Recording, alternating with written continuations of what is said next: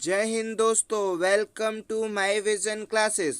आज हम पढ़ने जा रहे हैं एनटीपीसी के मैथ सेट्स के सारे क्वेश्चंस। चलिए तो देखते हैं किस तरह से क्वेश्चनों को करना है, क्या तरीका होता है, कैसे आसान होते हैं क्वेश्चन। स्टार्ट करते हैं। क्वेश्चन पढ़िए। एक निश्चित धनराशि पर साधारण ब्याज की निश्चित ब्याज की दर से 2 वर्ष में 1200 रुपये, उसी धनराशि का चक्रवृद्धि ब्याज साधारण ब्याज की दर से 2 वर्ष में 1290 रुपये। फाइनली ये कहना चाहता है कि 2 वर्ष का जो साधारण ब्याज है वो 1200 रुपये है। तो आप क्या 1 वर्ष का साधारण ब्याज नहीं निकाल सकते? 1 वर्ष का साधारण ब्याज कितना आ जाएगा? 600 रुपये हो जाएगा। अब क्वेश्चन पर आते हैं और क्वेश्चन ने ये कहा, ठीक है, 2 साल का साधारण ब्याज इतना दे दिया है और चक्रवृद्धि ब्याज कितना दे दिया है? 2 साल का जो सीआई है वो कितना देकर रखा है? 1290 रुपये दे के रखा है। तो आप ये बताइए कि दोनों का जो अंतर है वो कितना? 90 रुपये एक्स्ट्रा मिला है। 90 रुपये एक्स्ट्रा कैसे मिलेगा उसे समझते हैं। तो सबसे पहले तो आपके पास थोड़ा सा नॉलेज होना चाहिए सीआई का, कि सीआई होता क्या है। तो जिससे भी अगर हम ये पूछते हैं कि चक्रवृद्धि ब्याज क्या है, तो लोगों का उत्तर होता है कि ब्याज के ऊपर जो ब्याज मिलता है उसे ही चक्रवृद्धि ब्याज कहते हैं। तो प्रिंसिपल हमें नहीं मालूम कितना है, ये 2 साल के लिए ब्याज, इसको ट्री मेथड आप कॉल्ड करेंगे। 2 साल के लिए ब्याज था, पहला साल और दूसरा साल पहले साल। तो ये इतना आसान क्वेश्चन है कि आप देखकर ही उत्तर दे पाएंगे, लेकिन बातों को समझिए कि कैसे क्या करना है आपको, ठीक है। 2 साल का अगर चक्रवृद्धि ब्याज 1200 रुपये, इसका मतलब पहले साल 600 रुपये मिल, साधारण ब्याज 1200 था तो पहले साल 600, दूसरे साल 600 मिला होगा, तभी तो साधारण ब्याज 1200 हुआ। बराबर बराबर मिलता है साधारण ब्याज। लेकिन चक्रवृद्धि ब्याज क्या होता है? ब्याज के ऊपर ब्याज। तो ये जो ब्याज एक्स्ट्रा मिला, मतलब ब्याज पहले साल का था उस पर ही तो ब्याज मिला होगा, तभी तो दूसरे साल एक्स्ट्रा हुआ है 90 रुपये। क्लिक हो रहा है कि नहीं हो रहा है? इसका मतलब हम यहाँ से ये देख सकते हैं कि 600 पर जो 90 रुपये मिला है एक्स्ट्रा, वो कितने प्रतिशत ब्याज मिला है? तो 600 पर 90 रुपये जो एक्स्ट्रा ब्याज है वो कितने प्रतिशत है? तो आपने काट दिया तो बोला 15% ब्याज है, 15%। तो रेट आपने निकाल दी 15%। जैसे ही आपको रेट पता चल गई तो आपने बात को समझा कि ये 15% की दर, क्योंकि रेट थोड़ी ना बदली थी, ये जो 90 रुपये आया वो 600 का 15% ही आया था, तो रेट तो नहीं बदली। इसका मतलब ये होगा कि जितना भी ये मूलधन था इसका 15% होगा 600 रुपये। क्लिक हो रहा है कि नहीं हो रहा है? तो हमने बातों को समझा और बोला 15 जो प्रतिशत है वो है बराबर कितने रुपए के? 600 के। मुझे क्या निकालना है? मुझे प्रिंसिपल निकालना है जो कि 100% है। 15 चौको 60 हो गया, कितना आ गया? 4000। आपका राइट आंसर आ गया। क्लिक हो रहा है कि नहीं हो रहा है? तो आप पेपर में सारे क्वेश्चनों को सेकेंडों में कर पाएंगे, बस शर्ते कि आपको कुछ चीज़ें पहले से प्रैक्टिस होनी चाहिए, सारी चीज़ें आपने पहले से सीखी हो तो। ठीक है, चलते हैं नेक्स्ट क्वेश्चन पर।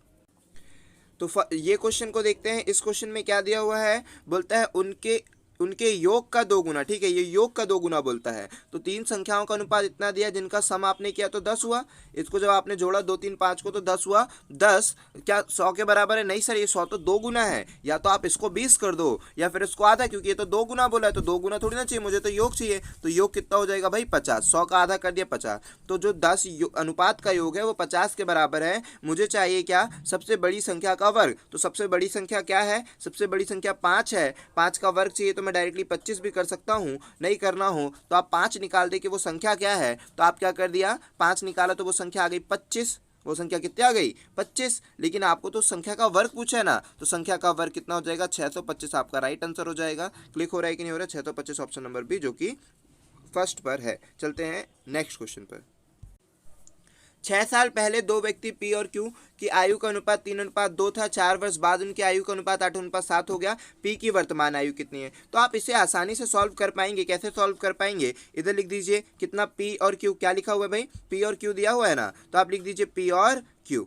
पी और क्यू का 6 साल पहले का रेशो दिया 3:2 का। ठीक है, ये कब का रेशो है भाई? 6 साल पहले का रेशो है 3:2 का। तो यहाँ से वर्तमान की एज हम ये बोल देते कि ये वर्तमान है, हमें नहीं मालूम कितने साल, तो 6 साल पहले वो कितने का था? 3 और 2 के रेशो में था। अब यहाँ से 4 साल बाद कितने का हो जा रहा है? वो 8 और 7 का रेशो हो जा रहा है। यहाँ पर ये हो गया। तो आप देखिए यहाँ पर इनकी एज का अंतर कितना है? 1 साल का रेशो में। यहाँ पर भी रेशो में 1 साल का अंतर है। चूंकि ये 1 साल और ये 1 साल बराबर है, इसीलिए क्वेश्चन बड़ा आसान दे दिया। मान लीजिए अगर अलग होता तो आप उसे बराबर करते। क्लिक हो रहा है कि नहीं हो रहा है? अगर मान लीजिए यहाँ पर जो 1 है ये और यहाँ का 1 बराबर है तो ठीक है, नहीं होता तो आप इसे बराबर करते। क्लिक हो रहा है कि नहीं हो रहा है? समझ में आ रहा है? चलिए बहुत बढ़िया। तो यहाँ पर चूंकि बराबर है तो बड़ा आसान सा दे दिया। अब हमें देखना क्या रहेगा? जब बराबर करने के बाद या बराबर हो तो देखना है कि 5 और 7 का अंतर कितने का है, मतलब 2 और 7 का अंतर कितने का है, 5 का। जो रेशो में है, रेशो में 5 का है, जबकि वो कितने वर्ष के बराबर है, 6 4 10 साल के बराबर है। क्योंकि मुझे क्या करना है, यहाँ से यहाँ वर्तमान में आने के लिए 6 साल जोड़ना होगा और फिर वर्तमान से नीचे जाने के लिए 4 साल जोड़ना होगा, तो फाइनली 10 वर्ष जोड़ने होंगे। तो ये जो है 5 तो 10 वर्ष के बराबर है, तो 1:2 वर्ष के बराबर होगा। मुझे उसकी वर्तमान एज निकालनी है, आप कैसे भी निकाल सकते हो, ऊपर से या नीचे से कहीं से भी। तो आपने क्या किया, आपने कहा कि ये पहले 3 रेशो में था, 1:2 साल के बराबर है, तो ये 3:6 साल के बराबर हो गया, 6 वर्ष के। चूंकि इसकी वर्तमान एज निकालनी है, ये तो 6 साल पहले का रेशो था, वर्तमान एज निकालने के लिए आपने क्या किया, 6 साल में 6 साल जोड़ दिया तो 12 वर्ष आपका उत्तर आ गया। क्यों भाई, क्योंकि 6 साल पहले का था ना, ये अभी के लिए आपने 6 साल जोड़ दिया तो कितना हो गया, ये 6 साल आपने जोड़ा तो 12 वर्ष आपका राइट आंसर हो गया। आई होप कि आपको ये चीज़ें समझ में आई होगी किस तरह से किया गया है। चलते हैं नेक्स्ट क्वेश्चन पर।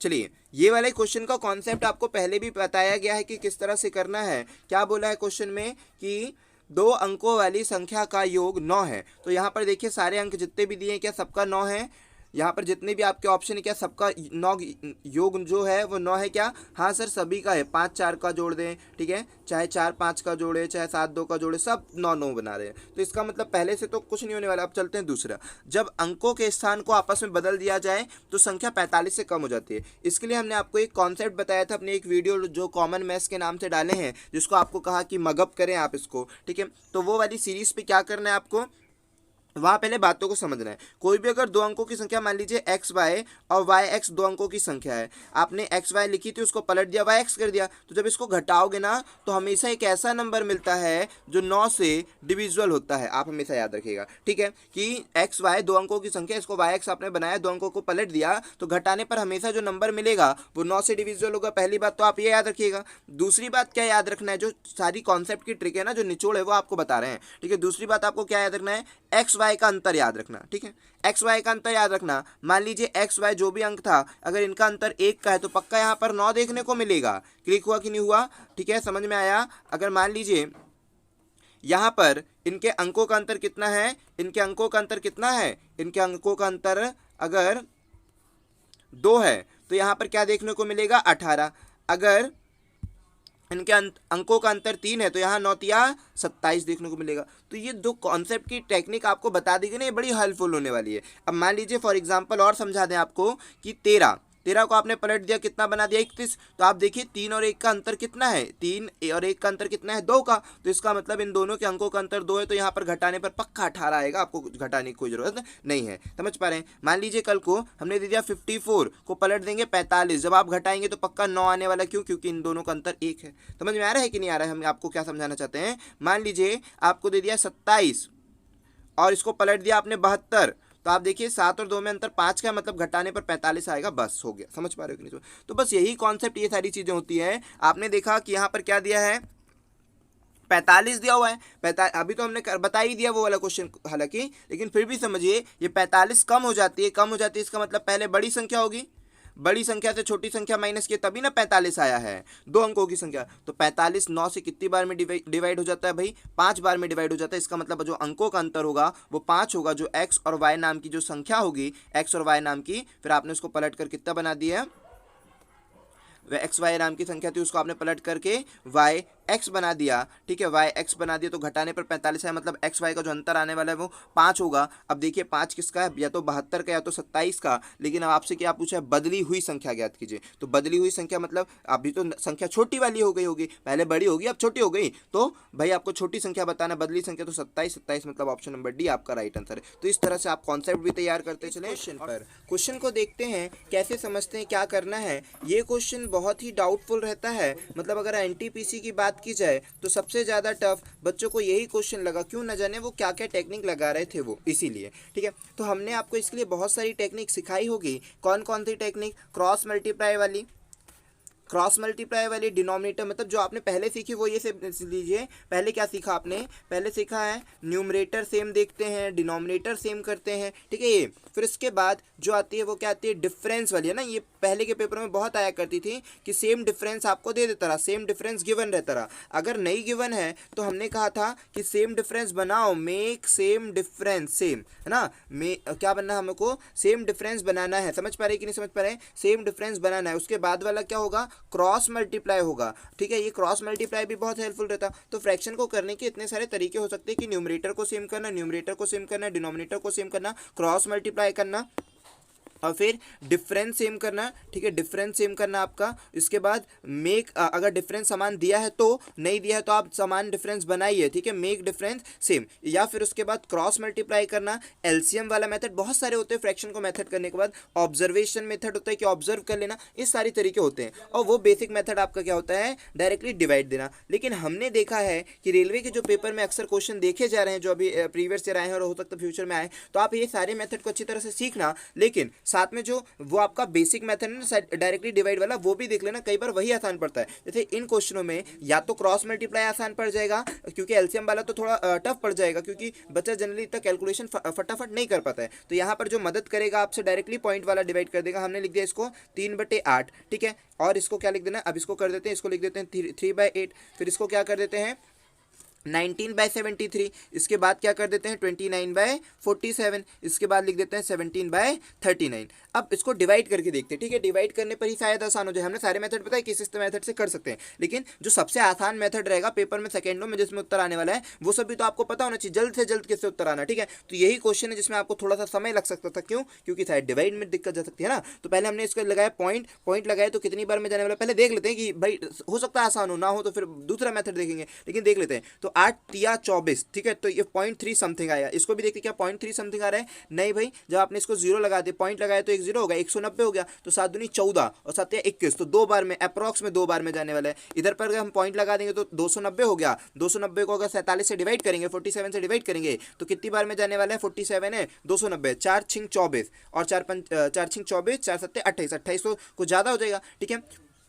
तो आपने क्या किया, 4×6=24 अप्रॉक्स में जाएगा, ठीक है। और यहाँ पर जाएगा 0.4 समथिंग। तो यहाँ तो आप डायरेक्टली ऑब्जर्व कर पा रहे हैं ना, कौन बड़ा कौन छोटा। तो फिर वहाँ पर आपको यही चीज़ें तो सीखनी है कि एग्जाम में क्या फास्ट करना है, कैसे करना है, सारी चीज़ें। क्वेश्चन तो कई लोगों से बनने लगता है, ठीक है। कोई 2 मिनट अगर आप ये क्वेश्चन बच्चों को भी दे दें तो शायद बच्चा करके दे दे, लेकिन वही बात है ना कि अगर वो बच्चा करेगा तो वो हो सकता है 5 मिनट ले ले, 3 मिनट ले ले, 4 मिनट ले ले, और आप करें तो एक्टिव होना, एडवांस बनना, आपको समझ पा रहे। चलिए, तो इस तरीके को आपने ऑब्जर्व किया, बातें देखा कि पेपर में क्या आसान पड़ेगा, कैसी सारी चीज़ें क्लिक कर रहे हैं। चलिए, तो यहाँ पर करते हैं इसका आंसर। अब तो आपको साफ साफ समझ में आ रहा है अवरोही क्रम में। तो सबसे छोटा कौन है यहाँ पर, ठीक है। सबसे छोटा आपका क्या आ जाएगा, सबसे जो छोटा होगा वो क्या हो जाएगा यहाँ पे, सबसे छोटा 0.2 का मतलब 19/73। तो सबसे पहले 19/73 लिख देना। हाँ, 19/73 तीनों में है, ए बी सी तीनों में है। फिर उसके बाद चलते हैं दूसरे नंबर पे, क्या आना चाहिए, दूसरे नंबर पर 3/8 आना चाहिए। तो ये वाला गलत हो गया भाई, ठीक है। 3/8 केवल बी और सी ऑप्शन में है। तीसरे नंबर पर क्या आना चाहिए, तीसरे नंबर पर 17/29 आना चाहिए, क्योंकि सबसे छोटा जो है वो है 0.3, फिर उससे बड़ा है सबसे छोटा है 0.2, उससे बड़ा है 0.3, उससे बड़ा है 0.4 और उससे बड़ा है 0.6। तो इसका मतलब थर्ड नंबर पे आना 17/29, जो कि आपका यही वाला उत्तर सही, ऑप्शन नंबर बी। आपको क्लिक करके आगे बढ़ जाना है। क्लिक हो रहा है कि नहीं। तो आपको पेपर में ये देखना है कि भाई कौन सा तरीका आसान पड़ने वाला है, समझ रहे हैं कि नहीं समझ रहे। चलिए चलते हैं नेक्स्ट क्वेश्चन पर। हमने पहले भी आपको बताया था कि बहुलक, माध्यिका, ये सारे पेपर आप क्वेश्चन आते हैं रेलवे में, आपके लिए बहुत इंपॉर्टेंट है। तो यहाँ पर चलते हैं, बहुलक आपसे पूछा गया है तो बहुलक आप कैसे बताएंगे वो समझते हैं। ये पूरे क्वेश्चंस की सीरीज है। बहुलक क्या होता है भाई, जो सबसे ज़्यादा बार आता है वो बहुलक, पेपर में ज़्यादातर आते हैं बहुलक, ठीक है। ये फ्री के क्वेश्चन है जो आपको ले लेना है। बहुलक आता है, परास आता है, ठीक है, परास रेंज जिसको बोल सकते हैं। तो बहुलक का मतलब होता है जो सबसे ज़्यादा बार आए, क्या होता है, जो सबसे ज़्यादा बार आए, ठीक है, लिख लीजिएगा, जो सबसे ज़्यादा बार आता है। परास का मतलब होता है maximum number minus minimum number, ठीक है। अगर आपके पेपर में परास आता है तो भी आपसे बन जाना चाहिए, और बहुलक आता है तो बहुलक क्या होता है, जो सबसे ज़्यादा बार है। परास क्या होता है, maximum number minus minimum number, दोनों चीज़ें आपसे बननी चाहिए। तो मान लेते हैं इस क्वेश्चन का आपसे बहुलक पूछा तो इसमें देखिए कौन सा नंबर है जो सबसे ज्यादा बार आया। तो आप जब ऑब्जर्व कर रहे हैं तो यहाँ पर देख रहे हैं कि 52 तो केवल एक ही बार आया है। 53 आपका कितनी बार दिख रहा है, 53 दो बार दिख रहा है। 54 कितनी बार दिख रहा है, 54 एक बार दो बार दिख रहा है। ठीक है, तो यहाँ पर हमें चाहिए आप सबसे ज्यादा बार, तो सबसे ज्यादा बार देखिए 55 आपको दिख रहा है। ठीक है, 55 कितनी बार मिल रहा है, 3 बार आपको देखने को मिल रहा है 55। ठीक है, कहाँ कहाँ, एक बार ये 55 है, ठीक है, एक बार ये 55 है, और एक बार ये 55 है, और एक बार ये 55, 3 बार 55, तो 55 सबसे ज्यादा बार आया, जो कि ऑप्शन नंबर 3 आपका राइट आंसर। चलते हैं नेक्स्ट क्वेश्चन पे। हाँ अच्छा, यहाँ पर एक और चीज बता दें कि अगर मान लो कि यहाँ पर परास पूछ लेता कि परास बताओ, बहुलक तो आप सीख गए परास, तो परास के लिए हमने फॉर्मूला क्या बताया, maximum number minus minimum number. तो मैक्सिमम नंबर यहाँ पर क्या है, तो मैक्सिमम नंबर सर 57 है, माइनस मिनिमम नंबर क्या है, सबसे छोटा नंबर है 52। इन दोनों को घटा दीजिए, कितना है 5, तो इसका 5 रेंज हो जाता, परास हो जाता। आपसे दोनों क्वेश्चन आने चाहिए, क्वेश्चन पेपरों में आते हैं और आपसे बनने चाहिए। चलते हैं नेक्स्ट इस क्वेश्चन पर चलते हैं। तो इस क्वेश्चन में क्या बोला है, 3740 को 3 भागों में इस तरह विभाजित कीजिए कि पहले भाग का आधा भाग, दूसरे भाग का 1/3 भाग, तीसरे भाग का 1/6 भाग। तो हमने लिख दिया पहले भाग का आधा भाग 1/2 बराबर है दूसरे भाग का कितना भाग, 1/3 भाग, बराबर है तीसरे भाग का कितना भाग, 1/6 भाग। तो आपने जमा दिया। अब इसके बाद आपको क्या करना है, ABC का रेशो निकालना है। तो ABC का आप देखिए क्या देखना है भाई, जब भी आपको बराबर में चीजें कोई भी दी और आपको उसको रेशो बनाना, तो डायरेक्टली इन्वर्स करिए। समझ पा रहे हैं कि नहीं समझ पा रहे हैं। अगर आपको कोई भी चीज बराबर में दी है और आपको रेशो बनाना है तो डायरेक्टली उससे पलट दीजिए। तो 1/2 को पलट देंगे तो 2/1 होगा, जिसका मतलब 2। ठीक है, 1/3 को पलट देंगे जिसका मतलब 3/1 होगा, 3 हो गया। ठीक है, 1/6 को पलट देंगे जिसका मतलब क्या हो जाएगा आपका 6/1, तो ये 6 हो गया। तो ये आपने रेशो बना दिया 2 3 6 का, 2 3 6 का रेशो आ गया। तो अब आपसे क्या बोला गया, पूरा दिया गया टोटल इनका तीनों भागों ना, कितना दिया भाई 3740। तो आपने इसको बोला जोड़ा तो कितना हो गया आपका 11, 11 बराबर है कितने के 3740 के। अब आपको क्या चाहिए, आपको चाहिए क्या चाहिए भाई, विभाजित किया गया तो तीनों भाग चाहिए ना भाई, तीनों ऑप्शन में दिया है तो तीनों भाग चाहिए। तो आपने 11 से काट दिया तो कितनी बार में 33, फिर 4 और 0। आपको सबसे पहले यहाँ पर देखा करो, यही सही। तो आपको टेक्निक सीखनी है कि क्या करना है पेपर में, कैसे लाना है फास्ट। हम सबसे पहले अगर पहला नंबर निकाल देंगे तो क्लियर हो गया। तो पहला नंबर क्या है, पहला नंबर का 2 का रेशो है, तो 2 निकाल दिया तो कितना हो गया 680, जो कि 680 पहले कौन से ऑप्शन में, तीसरे वाले ऑप्शन में, जो कि पहला आंसर सही हो जाएगा। समझ पा रहे कि नहीं समझ पा रहे। इस तरह आपको पेपर में क्वेश्चन को करना है, विद इन सेकेंडों में आपका होगा। बस आपकी स्पीड अच्छी होनी चाहिए और कैलकुलेशन आपसे बहुत अच्छे से आना चाहिए। चलते हैं नेक्स्ट क्वेश्चन।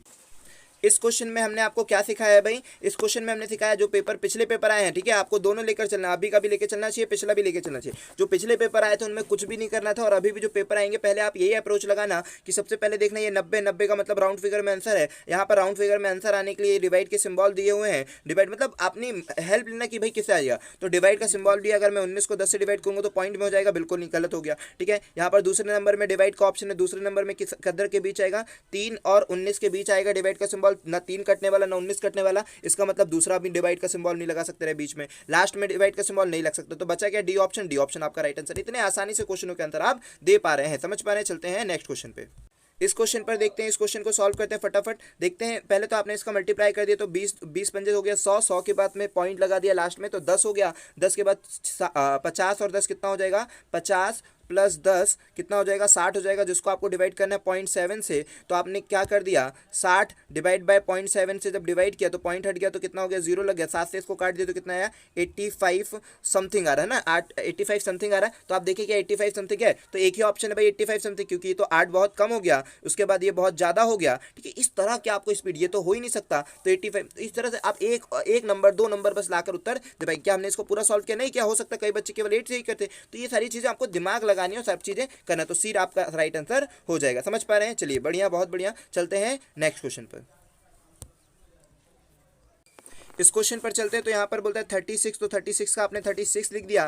ठीक है, 36 और माइनस के सिंबल को ये क्या बोलते हैं कि माइनस का अर्थ क्या है, डिवाइड का सिंबल है, तो माइनस का अर्थ हमने डिवाइड मान लिया। फिर 4 है, फिर इसके बाद ये क्या लिखा हुआ है भाई, प्लस लिखा हैगा कि डिवाइड हैगा, वो थोड़ा सा देख लेना वहाँ पर स्क्रीन में, तो आपको परफेक्ट दिखेगा ना। यहाँ पर थोड़ा सा प्रॉब्लम जा रही है, तो शायद ये प्लस है, तो प्लस के सिंबल का मतलब होता है इंटू, और फिर क्या हो जाएगा 7, और उसके बाद क्या हो जाएगा इंटू का अर्थ क्या है, यहाँ पर इंटू का मतलब इसने बोला प्लस लेना है, तो इंटू का मतलब हमने प्लस ले लिया, और 8 जो बोला था कि इसका मतलब ये लेना, इसका मतलब ये लेना, वो ले लिया। फिर उसके बाद आपसे बॉड मास का रूल आता होगा, तो सबसे पहले आपको डिवाइड करना पड़ेगा। ये हो गया 9, और इंटू कितना कर देंगे 7 और प्लस 8 कर देंगे, 9 7 63, और 8 जब जोड़ देंगे तो कितना हो जाएगा 63, और जब 8 जोड़ेंगे तो आपका कितना आ जाएगा 71 आ जाएगा। 63 और 8, तो आपका आंसर क्या हो जाएगा, बी ऑप्शन सही हो जाएगा। समझ पा रहे हैं कि नहीं समझ पा रहे। आई होप कि आपको ये सारी चीज़ें समझ में आई होगी। आगे चलते हैं, नेक्स्ट क्वेश्चन पर चलते हैं अपन, चलते हैं।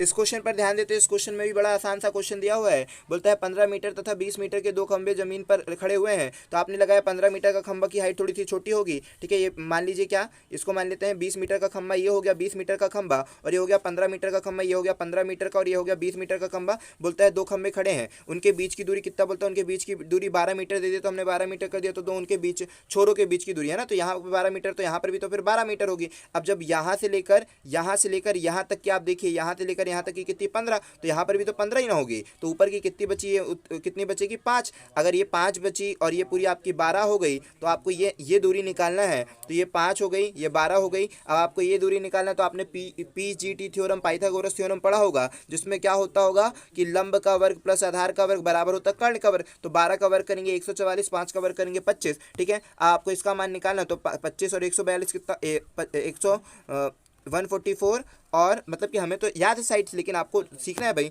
ठीक है। 25 आपने जोड़ दिया, कितना हो गया 169, जो कि 13 का वर्ग होगा, तो यहाँ पर आ गया 13। समझ पा रहे? तो 5 12 13 6, तो इस तरह की कुछ आपको साइड्स याद रखनी, ठीक है। 5 12 13 हो जाएगी, और उसके बाद 3 4 5 होती है। ये सारी साइड्स अगर आपको रिमेंबर रही तो पेपर में इसीलिए सेकंडों में आप उत्तर दे पाते हैं, इसीलिए आप 10 सेकंड से भी कम में समय में उत्तर आप दे पाते हैं। समझ रहे हो कि आपको काफ़ी चीज़ें पहले से ही याद रहती है। चलते हैं नेक्स्ट क्वेश्चन पे। चलिए इस क्वेश्चन को देखते हैं। इस क्वेश्चन में बच्चे बड़े डाउट रहते हैं, नए बच्चे हो चाहे पुराने बच्चे, काफ़ी बच्चे इनको प्रैक्टिस कर लेते हैं तो उनसे बन जाता है, लेकिन जो इसकी प्रैक्टिस नहीं कर पाता है उसको दिक्कत होती है। तो देखते हैं क्वेश्चन किस तरह से करना है हमें। यहाँ पर बोला है कि एक मैच को 10% लाभ पर बेचा गया है। सारी चीज़ें आपको समझनी है। एक मैच को 10% लाभ पर बेचा गया, तो हम मान लेते हैं कि खरीदे कितने पे थे मैच को खरीदे थे 100 पर, बेच कितने पर दिए 10% लाभ, मतलब 110 पर बेच दिए। अब बोलते हैं यदि 5% कम पर खरीदता तो 95 पर खरीदता, 7 रुपये अधिक पर बेचता तो बेच दिए 7 रुपये अधिक पर। तो आपको क्या होता भाई, आपको होता 20% का लाभ, और लाभ हमेशा किस पर होता है, क्रय मूल्य पर। तो क्रय मूल्य पर अगर आप 20% का प्रॉफिट कमा रहे हैं तो आपको कितना मिल रहा है, 95 का 20% आप करेंगे तो 9 9 18 और 1 19, तो 115 में जब आप 19 जोड़ेंगे तो कितना हो जाएगा, 114 हो जाएगा। तो फाइनली अब आपको यहाँ पर किसी 1% के बराबर में 1 रुपये दे दिया ना, ये सारी चीज़ आपने निकाल दी। अब आपको क्या दिया बोलिए, पहले वो चीज़ जो कितने की थी, जो चीज़ आपकी पहले 110 की थी, अब वो 114 की हो गई। क्यों हो गई, यहाँ 110 से 114 होने पे कितने रुपए एक्स्ट्रा बढ़ गए, 7 रुपये एक्स्ट्रा बढ़ गए। इसका मतलब क्या बोलना चाहता है कि 4% बराबर है ना, यहाँ पे जो इंक्रीज हुआ वो कितना इंक्रीज हुआ, 4%। तो 4% बराबर में क्या बोलना चाहता है, 7 रुपये। तो आप यहाँ पर यही क्वेश्चन जमा रहे हैं, क्या जमा रहे भाई, कि जो 4% है वो कितने के बराबर है, 7 रुपये के। आपको कॉस्ट प्राइस निकालना, कॉस्ट प्राइस 100% था, तो 100 रुपये कितने परसेंट के बराबर, इसको 25 बार में काट दिया, 25 सत्ते आपने जब किया तो 25 सत्ते आपको कितना हो जाएगा, 175 हो जाएगा, जो कि ऑप्शन नंबर ए है, 2 नंबर पर लिखा हुआ है। आपका ये आंसर बिल्कुल सही हो जाएगा। आई होप कि आपको क्लियर हुई होगी बात है, ठीक है। चलते हैं नेक्स्ट क्वेश्चन पर।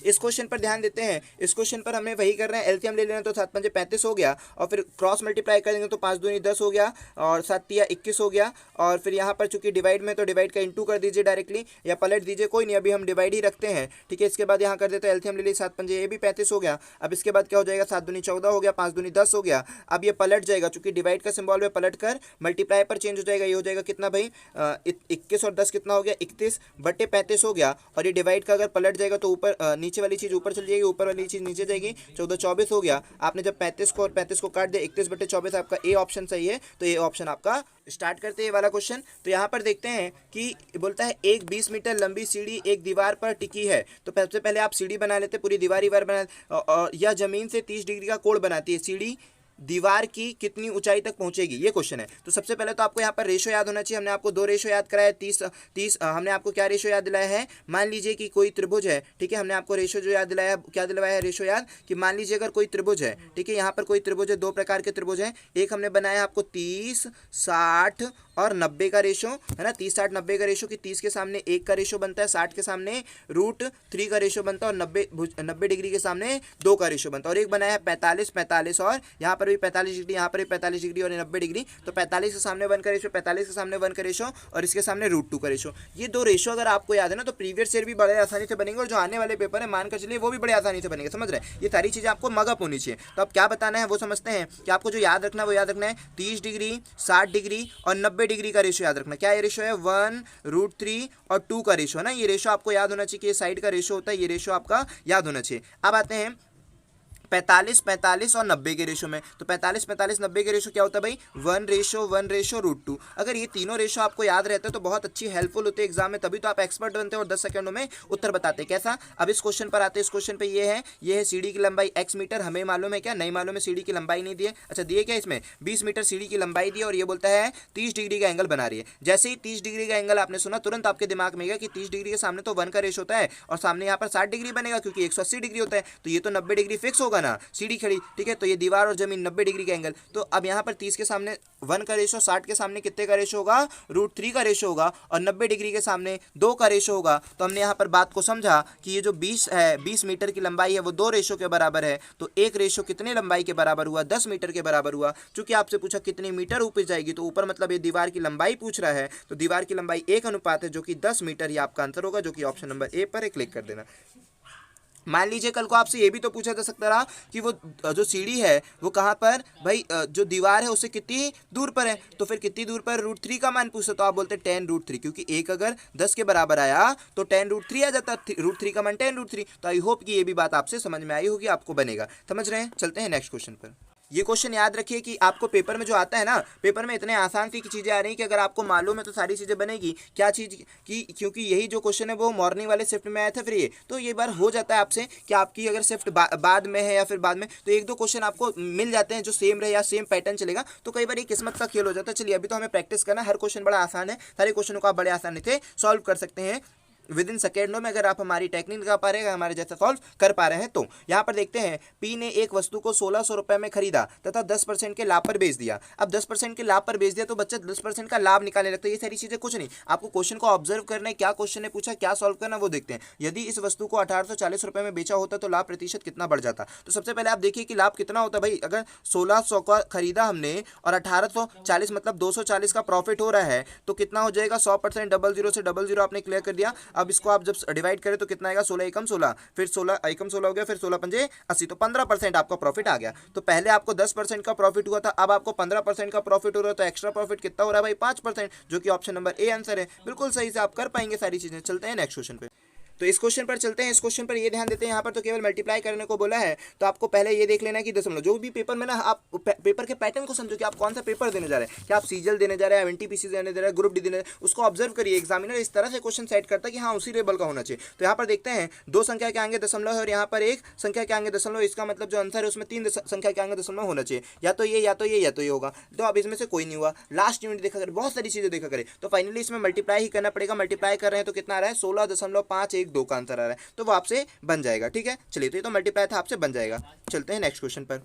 इस क्वेश्चन पर ध्यान देते हैं, एक त्रिभुज का परिमाप 200 मीटर है, तो परिमाप आपको दे दिया गया है 200 मीटर, तो त्रिभुज आपको हो गया। फिर इसकी 2 भुजाएं, तो आपको मालूम है त्रिभुज में 3 भुजाएं होती हैं, परिमाप दे के रखा है 200 मीटर। आप जितनी जल्दी स्पीड से काम कर पाए, आपका प्रेजेंस ऑफ माइंड कितना जल्दी काम करा, आपने प्रैक्टिस कितनी किया, बस वही काम है। तो 2 भुजाएं बराबर है तथा तीसरी भुजा बराबर वाली भुजाओं से, तो हमने बोला ए भुजा, बी भुजा, सी भुजा, हमने ए बी सी भुजा मान लिया, इसको भी एक्स मान लिया, इसको भी एक्स मान लिया, इसको x + 20 मान लिया। ये सब चीजें आप ऑब्जर्व करेंगे, तो ये सब जो था ना, इसको आप माइंड में करते हैं। यही चीजें तो आपको यहाँ नहीं करनी, फटाफट माइंड में करना है। तो जब आप इसको जोड़ रहे हैं, ठीक है, क्योंकि उसने परिमाप बोला, परिमाप का मतलब क्या होता है, तीनों भुजाओं का योग। तीनों भुजाओं का योग, इसका मतलब इन तीनों का जो योग है ना वो 200 के बराबर है। और तीनों भुजाओं के बारे में बोलता है कि 2 भुजा बराबर, तो आपने इन दोनों भुजाओं को बराबर मान लिया, और तीसरी भुजा बराबर भुजाओं से 20 मीटर अधिक है वो मान लिया। तो बोलता है तीसरी भुजा की लंबाई ज्ञात करो, मतलब सबसे बड़ी भुजा का मान बताओ। कितना आसान सा क्वेश्चन बोल दिया। आप इन तीनों को जोड़ेंगे तो ये हो गया 3x + 20 हो जाएगा, बराबर में 200 हो गया। अब ये 20 वहां ट्रांसफर हो जाएगा, तो कितना बचेगा, यहाँ बचेगा 3x बराबर में 200 - 20, तो कितना हो गया, x बराबर में 180/3। ठीक है, 180/3 का मतलब कितना हो जाएगा, 60। तो x का मान आ गया आपका 60। लेकिन क्या आपसे x का मान पूछा है, नहीं सर, ये तो सबसे छोटी वाली भुजा है, हमसे पूछा गया है बड़ी वाली भुजा, या फिर क्या बोला गया है, तीसरी भुजा। तो तीसरी भुजा x + 20 थी, इसका मतलब 60 में आपने 20 जोड़ा, 80 आपका राइट आंसर हो जाएगा। आई होप कि ये बात आपको क्लियर हो गई। ये क्वेश्चन पर देखते हैं, तो इस क्वेश्चन को में भी कितना आसान सा क्वेश्चन आपको दिया गया है। बोलता है 12 के 20 गुणकों का औसत है ना, गुणज भी लिख सकता है, गुणक भी लिख सकता है, जो भी है। तो आपको इसके लिए आपको सबसे आसान तरीका देखना है, आपके दिमाग के ऊपर है। इसको आप 2 तरीकों से, आसान तरीकों से कर सकते हैं। या तो कई बच्चे फॉर्मूले याद करते हैं, कौन सा, कि 12 लिख देते हैं क्योंकि 12 के गुणज बोला है, पहला नंबर 20 लिख दिया, लास्ट नंबर 1 लिख दिए, दोनों को जोड़ करके डिवाइड बाय 2 कर दिया, आपने इसको 6 से काट दिया। ठीक है, फर्स्ट फिर इसको काटने के बाद क्या कर दिया, आपने कर दिया 6 × 21, तो कितना आ जाएगा आपका 1 to 6, 1 to 6 कौन सा? ऑप्शन नंबर सी आपका राइट आंसर हो जाएगा। तो ऐसे कर सकते हैं। और दूसरा बंदा क्या कर सकता है, दूसरा बच्चा क्या करता है, आपको ऑब्जर्व करना है, चीज़ों को समझना है। पहले तो आपने ये कर दिया फॉर्मूला बेस, अब दूसरा मेथड ये कर सकते हो, कभी भी यदि डिफरेंस सेम है ना, औसत जब भी निकालना हो डिफरेंस सेम हो, तो आपको कुछ भी नहीं करना होता है, first number plus last number divide by 2 करना होता है। अगर डिफरेंस सेम है और फर्स्ट नंबर लास्ट नंबर आपको मालूम है, तो first number plus last number divide by 2 करना। चूंकि ये 12 का गुणज मतलब 12 का पहाड़ी तो है ना, 12 एकम 12, 12 दूनी 24, 12 तिया 36, इसमें अंतर समान है। और हमने कहा जैसे ही अंतर समान है तो first number plus last number divide by 2 कर देना है। तो 12 एकम 12, 24, 12 तिया 36, 20वां नंबर कौन होगा? 12 धाम के बाद 12 20 भी तो आता होगा, 12 21 12, तो 12 का पहाड़ा जब 20वीं बार पढ़ोगे तो 240 देखने को मिलेगा। तो फटाफट इस तरीके से भी आप कर सकते हो कि 12 एकम 12 और 12 का 20 बार करेंगे तो 240। तो बच्चे के ऊपर डिपेंड करता है कि बच्चा कितना एडवांस और क्या क्या चीजें ऑब्जर्व कर पाता है। तो फर्स्ट नंबर हो गया 12 और लास्ट नंबर कितना हो गया? 20वां नंबर 240। इसको आपने जोड़ा, first number plus last number के अकॉर्डिंग डिवाइड बाय 2 कर दिया, आपको आंसर कितना आ जाएगा? जब आप इसको सॉल्व करेंगे तो आपका आंसर हो जाएगा कितना भाई? 2 5 और 2। फिर आप इसको 2 से डिवाइड करेंगे तो कितना आएगा? 1, ठीक है, 2 एकम 2, फिर 2 दूनी 4, फिर 2 छिंग 12। तो आपका सी आंसर सही हो जाएगा। आई होप कि आपको ये बात क्लियर हो गई होगी। चलते हैं नेक्स्ट क्वेश्चन पर। इस क्वेश्चन पर ध्यान देते हैं। एक बंद लकड़ी का आयताकार बॉक्स 1 सेंटीमीटर मोटी लकड़ी से बना है, जिसका बाहरी आयाम इस प्रकार है, लंबाई 22 सेंटीमीटर। ये सारी चीज़ें दे दिया, तो आयताकार दे दिया, तो आयताकार मतलब कि एक क्यूबॉइड है ना। ये क्या हो गया? एक क्यूबॉइड हो गया। अब इधर पे 3D तो हम बना नहीं पाएंगे, फिर भी ऑब्जर्व करिए, बातों को समझिए कि आयताकार जब भी लकड़ी होती है तो उसकी लंबाई चौड़ाई ऊंचाई दे दी, इस प्रकार का आपका दे दिया। कैसे लंबाई चौड़ाई ऊंचाई दे दिया वो बना देते हैं, ठीक है। ऐसे मान लेते हैं आयत बना लेते हैं। ये हमने आयत बना दिया, ये आयत बन गया भाई। आयत बनने के बाद क्या समझना है हमको? लंबाई इसकी दे दिया 22 मीटर, तो लंबाई दे दिया 22 मीटर। फिर चौड़ाई कितनी देता है? चौड़ाई दे दिया है कितनी मीटर? 17 सेंटीमीटर। तो ये चौड़ाई आपका दे दिया है। इसके बाद ऊंचाई कितनी बोलता है? 12 मीटर। अब बातों को समझना है आपको कि ये बंद लकड़ी है ना, एक बंद आयताकार लकड़ी है। यहाँ पर जो बात दी हुई है, बोलता है एक बंद लकड़ी का आयताकार बॉक्स। तो यहाँ पर लकड़ी बंद है, बंद लकड़ी है मतलब कि अंदर मटेरियल होगा। लकड़ी जब बनी होगी तो अंदर मटेरियल होगा, हर जगह मटेरियल होगा, हर जगह मटेरियल होगा ना। तो आपका एक प्रकार से क्या कर रहे हैं आप ना, इसमें से सबको, चूंकि 1 सेंटीमीटर ऊपर लकड़ी होगी, 1 सेंटीमीटर नीचे लकड़ी होगी, 1 सेंटीमीटर दाएं लकड़ी होगी, 1 सेंटीमीटर, तो इस तरह से आपको क्या करना है, बस यही चीजें है ना। इस क्वेश्चन में और कुछ भी नहीं था। आपको देखा गया था कि आपने कॉमन कितना याद रखा, मैथ्स को कितना पढ़ कर आया, कितना समझ कर आया। तो जब इस तरह की चीज आती है कि बंद लकड़ी है, ठीक है, एक आता है ढक्कन खुली होती लकड़ी है ना, एक खुला आयताकार बॉक्स होता है, एक बंद आयताकार बॉक्स होता है। चूंकि ये बंद आयताकार बॉक्स है तो इसमें से 2-2 सेंटीमीटर सबसे घटा देना, एक ऊपर से एक नीचे से। तो फाइनली अब आपके लिए जो लंबाई हो जाएगी, लंबाई गुणित चौड़ाई गुणित ऊंचाई होता है भाई, है ना। जो आयत का क्षेत्रफल होता है, लंबाई गुणित चौड़ाई गुणित ऊंचाई होता है। तो अब आपने लंबाई कितनी कर देना? 2 सेंटीमीटर घटा दिए, 20 हो गया। चौड़ाई भी 2 सेंटीमीटर घटा देना है, 15 हो गया। और ऊंचाई भी 2 सेंटीमीटर घटा देना, 10 हो गया। आपने फाइनली इसका मल्टीप्लाई कर दिया, मल्टीप्लाई करने पर आपका उत्तर कितना रहा है? 15 दूनी 30, 3000 आपका राइट आंसर। लेकिन मान लीजिए सर आपने बताया खुला बॉक्स, तो अगर खुला बॉक्स होता तो आपको लंबाई तो 2 सेंटीमीटर घट रहा था ना, चौड़ाई भी 2 सेंटीमीटर, लेकिन ऊंचाई केवल 1 सेंटीमीटर, क्योंकि जो बॉक्स होगा वो नीचे तो लकड़ी लगी होगी, ऊपर ढक्कन खुला होगा, इसलिए आपको नीचे का 1 घटा देना, ऊपर का 1 मत घटाइएगा। बस वही होना, यहाँ पर 12 में से 1 घटाकर 11 लिख देना। अगर वहां पर क्या होता? खुला बॉक्स होता, यहाँ पर बंद था तो सबसे आपने 2-2 को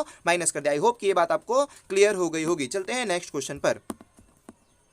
ये भी कितना आसान सा क्वेश्चन आपसे पूछा हुआ है। क्वेश्चन क्या बोलता है? 30 आदमी प्रतिदिन 5 घंटे काम करते हैं। एमडीएच कॉन्सेप्ट का मेथड है। तो बोलता है 30 आदमी 5 घंटे में 5 घंटे काम करे तो 16 दिन में वो काम कर देते हैं। अब यही काम किसे करना है? 40 आदमी को 6 घंटे में। अब आपको यही काम, ठीक है, इसको शुरू से लिख देते हैं कि 30 आदमी जिस काम को 5 घंटे में 16 दिन में पूरा कर सकते हैं। जो बात पहले बोला था वो आपने लिख दिया कि 30 आदमी, ठीक है, एमडीएच के मेथड से, एमडीएच। पहले तो ये एमडीएच मेथड समझ लो, कई लोगों को शायद ना क्लियर हो। तो जब भी इस तरह का क्वेश्चन है कि पहला आदमी इतने दिन में इतने घंटे, ठीक है, और काम करता है, दूसरा आदमी इतने दिन में इतने घंटे और इतने घंटे काम करे, है ना, इतने दिन, तो कितना, तो यहाँ पर W1 और यहाँ पर W2। याद रखिए कि नीचे क्या रहेगा, या नीचे हमेशा W रहेगा, कार्य रहेगा, बाकी जो भी चीज़ देगा सब ऊपर, नीचे केवल कार्य रहेगा। याद रखिएगा इस बात को बस, कि इफिशियंसी तक देगा तो भी ऊपर रहेगा, ठीक है, इफिशियंसी भी देगा तो ऊपर रहेगा, नीचे हमेशा कार्य रहेगा, वो हमेशा याद रखना, ठीक है, एमडीएच। तो हम यहाँ पर यही काम कर रहे हैं कि 30 आदमी, चूंकि एम लिखा था आदमी, और 5 घंटे प्रतिदिन काम करते हैं तो 16 दिन में काम पूरा कर देते हैं। यही काम किससे कराना है? 40 आदमी से कराना है। 6 घंटे काम करेंगे, न जाने कितने दिन लेंगे वो। अब बस काटा पीटी की बात आ गई, तो 0 से आपने 0 को काट दिया, फिर उसके बाद क्या कर दिया, उसके बाद आपने काट दिया 3 से ये दूनी बार में, फिर और कुछ कटेगा क्या, दूनी से 4 दूनी 8, 8 दूनी 16, 5 दूनी 10, आपका आंसर आ गया 10। तो ये सब काटा पीटी की बात रही, आप सेकेंडों में उत्तर दे पाएंगे, 10 आपका राइट आंसर हो जाएगा, जो कि ऑप्शन नंबर 3 में। आई होप कि ये बात आपको क्लियर हुई होगी और जो हमने बताया वो भी आप अच्छी तरह से रिमेंबर रख पाए होंगे। चलते हैं नेक्स्ट क्वेश्चन। इस क्वेश्चन पर हम ध्यान देते हैं, तो इस क्वेश्चन पर क्या बोला, सबके सिंबल का मतलब दे दिया है। तो यहाँ पर क्या लिखा हुआ 17 डिवाइड, डिवाइड को ये क्या बोलता है भाई, डिवाइड को ये बोलता है 17, फिर डिवाइड को ये क्या बोलता है, क्योंकि डिवाइड के सिंबल को इसने किसी से डिनोट किया होगा, तो डिवाइड के सिंबल को डिनोट करता है इंटू से, तो हमने इंटू कर दिया 6। फिर ये बाजू में क्या लगा, इंटू का सिंबल, इंटू को ये किससे सिंबल करता है, डिवाइड से। ये इंटू ही है कि क्या है भाई, ये है इंटू का सिंबल है ना। इंटू को ये क्या लिखा है इसने, प्लस है शायद, आई होप ये क्या है, प्लस ही है, ठीक है। तो प्लस है और फिर कितना हो जाएगा 13, और फिर डिवाइड के सिंबल को, डिवाइड के सिंबल का मतलब माइनस है, तो -8, ठीक है। तो ये सारी चीज़ें आपको रिमेंबर होनी चाहिए और यहाँ पर दिखना चाहिए ना, यहाँ पर जैसे कि ये डिवाइड था, डिवाइड का मतलब अर्थ था, इंटू का मतलब प्लस था, तो ये सारी चीज़ें आपको पता। और फिर उसके बाद क्या करना है, वही बॉडमास का रूल लगाना है। बॉडमास के रूल के अकॉर्डिंग आपने जब मल्टीप्लाई किया तो इनका मल्टीप्लाई किया तो 102 आ गया, और फिर प्लस माइनस किया तो 5 हो गया, इसको जब जोड़ दिया 107 हो गया। बी नंबर ऑप्शन आपने क्लिक किया और आगे बढ़ा। समझते हैं नेक्स्ट क्वेश्चन पर। इस क्वेश्चन पर देखते हैं। इस क्वेश्चन पर हमने आपको वही बताया था कि माध्यिका कैसे निकालते हैं भाई। तो पहले आप सबसे पहले आंकड़े गिन लीजिए, कितने, 1 2 3 4 4 5 6 7, 7 नंबर है। 7 नंबर इसका मतलब माध्यिका कौन से नंबर, ये टोटल 7 है, 7 है मतलब चौथे नंबर पर जो आएगा वो माध्यिका होगी। तो सबसे पहले तो इसको अवरोही क्रम में अरेंज कर लीजिए, या यूं कहो आरोही क्रम है ना, आरोही यानी बढ़ते क्रम में आप इसे अरेंज कर लीजिए, मतलब ये बोलो सिस्टमेटिक नंबर जमा दीजिए। तो जमाएंगे तो सबसे पहले आएगा 31, 31 के बाद दूसरा नंबर क्या आने वाला है, 31 के बाद आएगा आपका 53, 53 के बाद आएगा 55, 55 के बाद 56, 56 के बाद 59, 59 के बाद 61 और फिर 69 है ना, जो भी है वो सारी चीज़ें, ये पूरे आपके नंबर आ गए। तो ये नंबर आ गए 1 number, 2 number, 3 number, 4 number, 5 number, 6 number, 7 number. तो 7 नंबर हो गए, लेकिन आपकी माध्यिका क्या होगी, चौथे नंबर की माध्यिका होगी जब n बराबर में 7 है, तो 56 आपका राइट आंसर हो जाएगा, ठीक है। तो हमने इसमें कुछ चीज़ें बताई थी ना आपको, प्रीवियस ईयर में जो पिछले वाले साइड में था उसमें चीज़ बताई थी, फिर भी समझ लीजिए जो पिछला वाला नहीं देख पाया वो भी देखेगा, और साथ में ये भी देखिए, बड़ा हेल्पफुल होंगे सारे। आपको एनटीपीसी एनालाइज करना है तभी तो आपको ज़्यादा फायदा होगा। देखिए यहाँ पर n बराबर में 7 था, तो आपने बोला जब 7 नंबर था ना, तो कौन सी माध्यिका, 1 2 3 4 5 6 7, 7 नंबर थे, तो आपने चौथे नंबर को माध्यिका बोल दिया। मान लीजिए n बराबर में 8 होता तो मैं माध्यिका कौन से नंबर की बोलता, 1 2 3 4 5 6 7 8, 8 नंबर तो माध्यिका। इसका मतलब अब बीच का तो ऊपर दिख गया, बीच का ऊपर तो दिख रहा था चौथा नंबर, यहाँ पर बीच का नहीं दिख रहा, तो इन दोनों को जोड़ करके डिवाइड बाय 2 कर देना, वही माध्यिका हो जाएगी। क्लिक हो रहा है कि नहीं हो रहा है। आई होप कि ये चीज़ें जो आपके पेपर में आएगी आपसे बन जाएगी।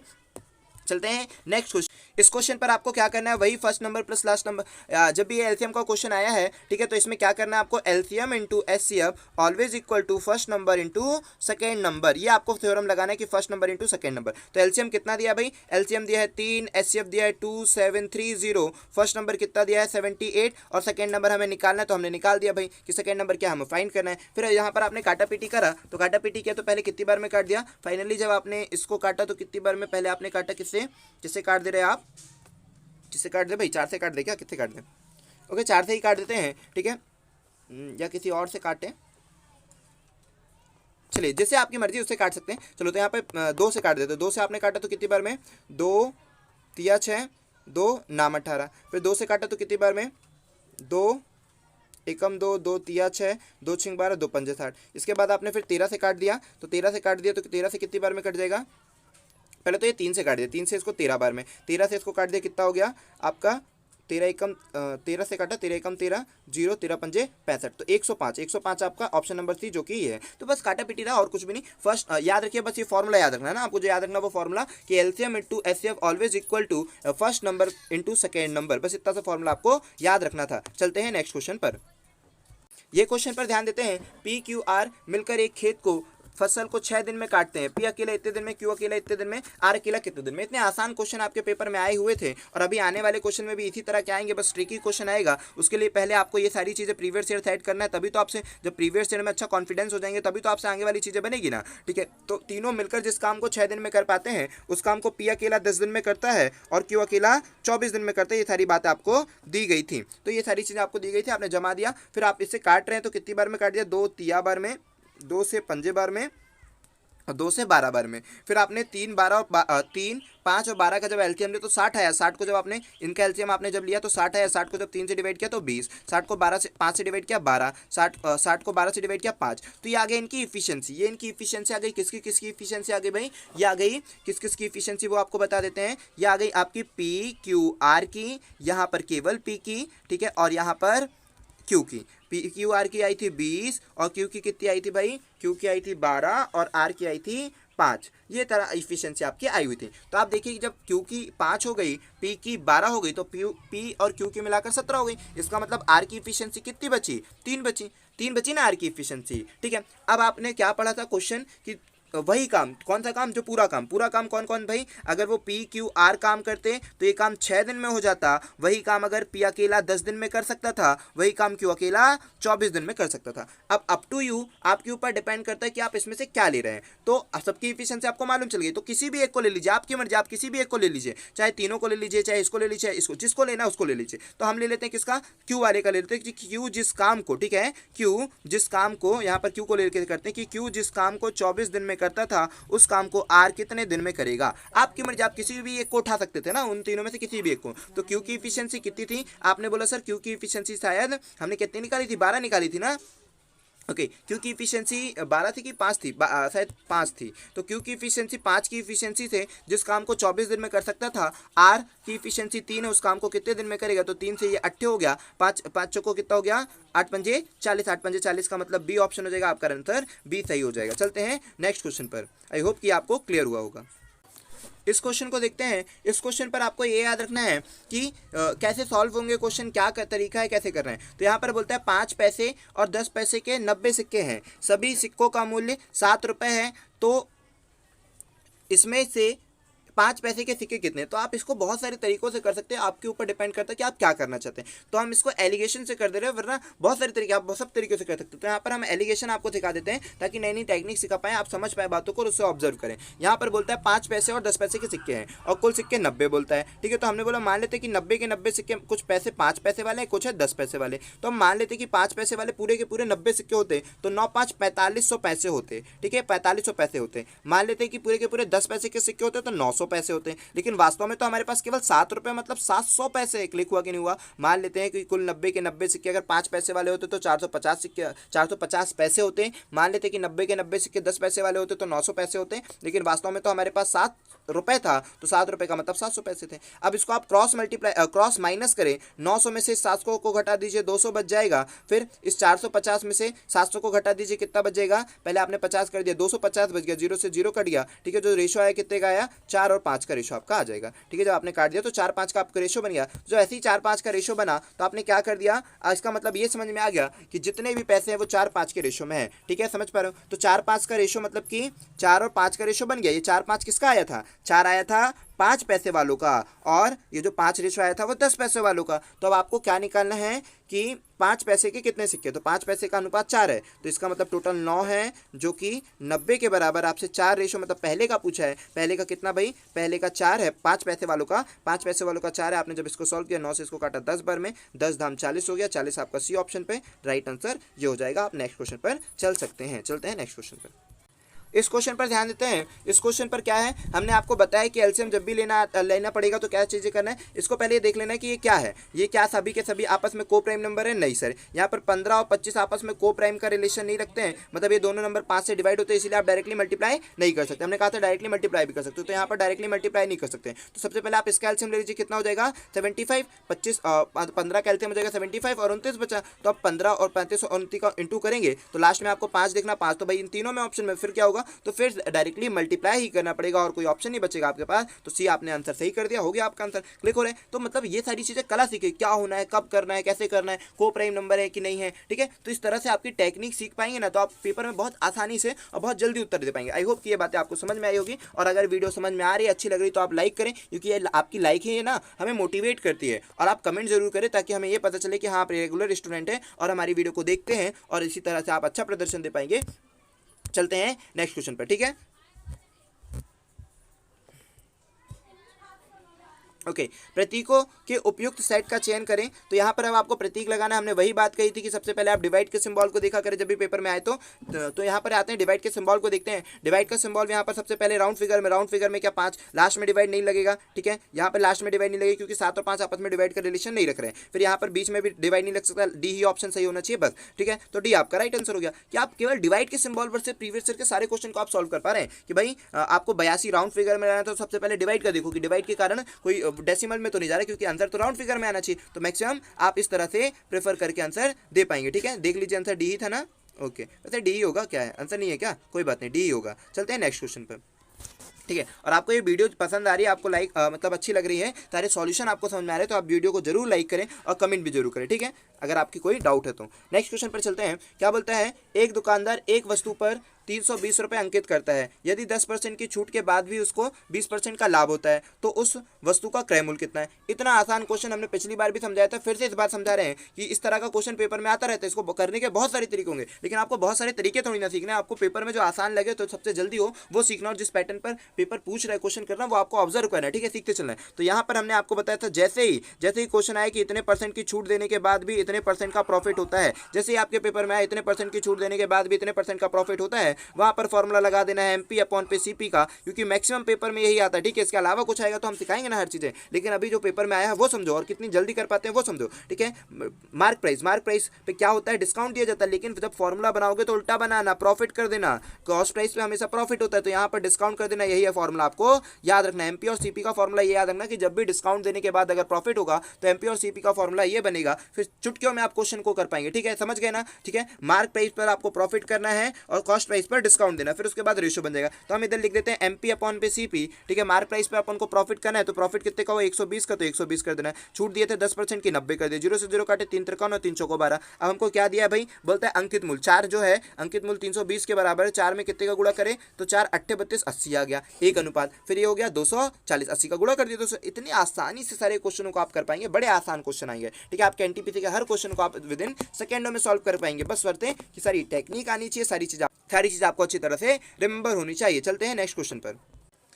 एक नाव की गति धारा की विपरीत दिशा में 40 किलोमीटर तथा स्थिर, ठीक है। पहले क्या दे दिया हमें, विपरीत दिशा में दे दिया। विपरीत दिशा का मतलब अप स्ट्रीम की स्पीड दे दिया 40 किलोमीटर प्रति घंटे, ठीक है। अप स्ट्रीम की स्पीड 40 किलोमीटर प्रति घंटे दे दिया, और हमें मालूम है कि अप स्ट्रीम होता क्या है, नाव की गति माइनस धारा की गति का मान दिया है अप स्ट्रीम। समझ रहे हो कि नहीं समझ रहे हो, ये सारी छोटी छोटी बातें आपको रिमेंबर होनी चाहिए। ये अप स्ट्रीम का हो गया 40 किलोमीटर प्रति घंटे। फिर उसके बाद बोलता है तथा स्थिर जल में 55 किलो, स्थिर जल का मतलब जो नाव की गति है वो आपको 55 किलोमीटर प्रति घंटे दे दिया है, ठीक है। अब जब आपको ये सारी चीजें दे दिया कि नाव की गति 55, और तो क्या आप इससे y की गति नहीं निकाल सकते, बिल्कुल y की गति निकाल सकते। y की गति कितनी आ जाएगी भाई, y की गति आ जाएगी आपका, आपको ने देखा कि x की गति 55 दे दिया है, y की गति नहीं दिया और इन दोनों का मान दिया 40, तो y की गति आप निकाल सकते हैं 15। तो आपने देखिए x की भी गति निकाल दिया, y की भी गति निकाल दिया। लेकिन आपसे जो पेपर में पूछा गया है वो पूछता है गति, नाव की गति धारा की दिशा में। धारा की दिशा का मतलब होता है डाउन स्ट्रीम, जहां पर नाव की गति x और धारा का वेग y जुड़ जाता है। तो x का मान था कितना, 55 था, धारा का वेग आपने 15 निकाला था, दोनों को जोड़ देंगे तो 70 आपका राइट आंसर हो जाएगा, बी वाला। ये सारी छोटी छोटी बातें आपको बननी चाहिए, सारे क्वेश्चन बड़े आसान थे, आपसे बनेंगे। चलते हैं नेक्स्ट क्वेश्चन पर। अब इस क्वेश्चन पर झलक मारते हैं। P अपनी यात्रा का आधा भाग 40 किलोमीटर प्रति घंटे तथा शेष दूरी का 50 किलोमीटर। तो इस क्वेश्चन को भी करने के आपके पास 2 से 3 तरीके हो सकते हैं, बहुत सारे, हर तरीके से हम क्वेश्चन आपको बता सकते हैं, लेकिन ड्यूरिंग एग्जाम आपको क्या आसान लगेगा वो डिपेंड करता है। तो चलिए पहले इस क्वेश्चन को समझ लेते हैं, हम आपको क्या समझाना चाहते हैं। यहाँ पर समझिए, आप इसको एलसीएम मेथड से भी कर सकते हो और डायरेक्टली वो जो करते हो वो भी कर सकते हो। कौन सा, मान लेते हैं पूरी दूरी, क्योंकि एवरेज जो स्पीड होती है ना, एवरेज स्पीड का फॉर्मूला क्या होता है वो समझाते हैं पहले। एवरेज स्पीड का जो फॉर्मूला होता है, एवरेज स्पीड का जो फॉर्मूला होता है वो होता है टोटल डिस्टेंस, ठीक है, टोटल डिस्टेंस अपॉन में टोटल टाइम, ठीक है। ये आपका एवरेज स्पीड का फॉर्मूला होता है, ये आपका एवरेज स्पीड का फॉर्मूला होगा। अब यहाँ पर बातें समझना है कि टोटल डिस्टेंस क्या मालूम, नहीं मालूम, फ्रैक्शन में मालूम है, तो हमने कहा कि सर टोटल डिस्टेंस मान लेते हैं 1। अब उसके बोलते हैं कि आधा भाग मतलब 1/2 भाग, कितनी चाल से, 40 किलोमीटर की चाल से। फिर बोलता है क्योंकि ऊपर टोटल डिस्टेंस रख दिया आपने, 1 किलोमीटर मान लिया टोटल डिस्टेंस है, आधा भाग तो इसलिए लिख दिया आधा भाग, 40 किलोमीटर की चाल से ये 40 हो गया। फिर आधा भाग बोलता है कितने की चाल से, 50 किलोमीटर की चाल से, ये 50 कर दिया, हो गया। फिर इसके बाद आपने सॉल्व किया, तो सॉल्व करेंगे तो कितना हो जाएगा भाई, आपने कर दिया 1 और फिर नीचे लिख दिया 1/80 और फिर कितना हो जाएगा, इसको रफ कर देते हैं, ठीक है। ये हो जाएगा 1/1/80 प्लस 1/100, ठीक है। फिर जब आप एलसीएम लेंगे तो कितना हो जाएगा आपका 1/1 अपॉन कितना हो जाएगा, यहाँ पर एलसीएम हो जाएगा 400, ठीक है। 80 और 100 का एलसीएम 400 हो जाएगा। फिर 80 को जब आप 400 से डिवाइड करेंगे तो 5 आ जाएगा। 80 को जब 6 से डिवाइड करेंगे तो 4 हो जाएगा। 5 4 9 हो गया, ये पलट जाएगा तो 400 ऊपर चला जाएगा और 5 ये 9 हो जाएगा, ठीक है, ये हो गया। फिर इसको जब आप सॉल्व करेंगे तो कितना हो जाएगा 9 9 चौको 36, ठीक है। तो एक ही ऑप्शन है जिसके 9 चौको 36। उसके बाद आपको इतना तो पता है डेसिमल में आ रहा है, डेसिमल में आ रहा है, फटाक से डेसिमल क्लिक करो ना और आगे बढ़ो। यही चीज नहीं तो टेक्निक दिखता है कि भाई 4 आ रहा है और साथ में डेसिमल भी है, तो 4 यहाँ पर, ये 4 है और ये 4 है। तो लेकिन आपको आंसर क्या करना है भाई, आंसर आपको वो देना है क्योंकि डेसिमल में जा रहा है तो 4 वाला डेसिमल में, ये आगे बढ़ जाओ, बिल्कुल सॉल्व करने की जरूरत नहीं है। फिर भी भाई हम आपको सॉल्व करना भी सिखा दें कि सॉल्व किस तरीके से करते हैं, वो भी तो आपसे आना चाहिए। चलिए, तो ये हो गया ना। जब आप इसको सॉल्व करेंगे तो आंसर कितना आएगा भाई, आंसर आपका आएगा ए वाला, एक क्लिक करके आगे बढ़ जाना। तो पहला तरीका ही। अब दूसरा तरीका भी सिखा देते हैं। तो आपने मान लिया कि 40 किलोमीटर चाल है, 50 किलोमीटर की चाल है, जब दूरी ना दी हो तो एलसीएम ले लो 200 किलोमीटर मान लो। अब मान लो 200 किलोमीटर की दूरी ये भी चल रहा है, 200 किलोमीटर की दूरी ये भी चल रहा है। अगर ये 400 की रफ्तार से 200 किलोमीटर चलेगा तो 5 घंटे लगाएगा, और ये 200 किलोमीटर 50 की रफ्तार से चलेगा तो 4 घंटे लगाएगा। फाइनली इसने उन्हें कितने घंटे लगा दिया, 9 घंटे लगा दिया। अब हमने क्या बताया, एवरेज स्पीड का फॉर्मूला क्या बताया था, एवरेज स्पीड का फॉर्मूला बताया था टोटल डिस्टेंस। तो 200 पहला वाला गया, 200 दूसरा वाला गया, तो टोटल डिस्टेंस नीचे लगाया था टोटल टाइम। तो पहले वाले ने कितने घंटे लगाया था, पहले वाले ने 5 घंटे लगाया था, दूसरे वाले ने 4 घंटे लगाया था, तो 9। तो ये हो गया 400/9। फिर इसको भी आप सॉल्व करेंगे तो आपको ए ही ऑप्शन का आंसर दिखेगा। तो ये सारी चीजें आपको टेक्निक सीखनी है, पहले से सभी चीजें आएगी तो बहुत अच्छा प्रदर्शन दे पाएंगे। चलते हैं नेक्स्ट क्वेश्चन।